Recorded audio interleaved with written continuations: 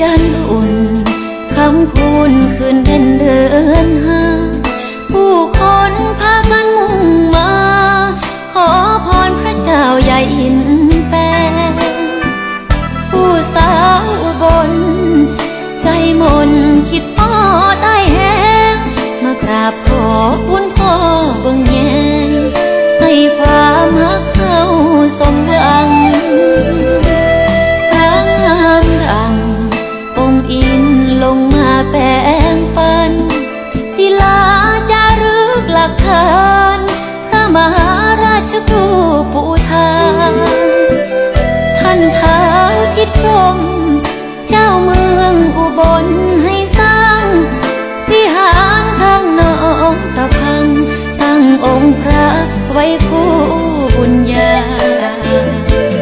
ร่วมบูชากระเบื้องมุงหลังคาพระใหญ่เขียนชื่อน้องเคียงชื่ออ้ายไว้ด้านหลังส่งทางศรัทธาอ้ายอยู่ทางพุนฝากผลบุญดึงโพงตามมาสมโพธิวิหารปีหน้าอย่าลืมมาไหว้พระคู่กันเสียงแทนผ่านข่าวสารบอกบุญไปทั่วใครมาถึงเมืองดอกบัวทำตัวให้ว่างสักวัน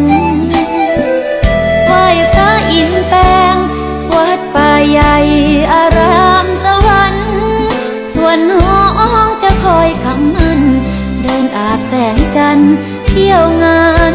เคียงอาย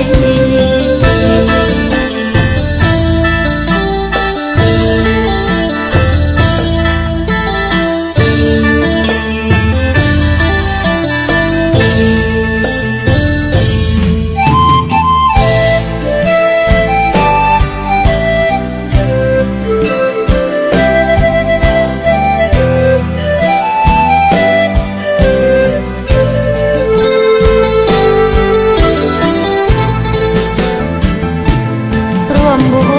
ชากระเบื้องมุงหลังคาพระใหญ่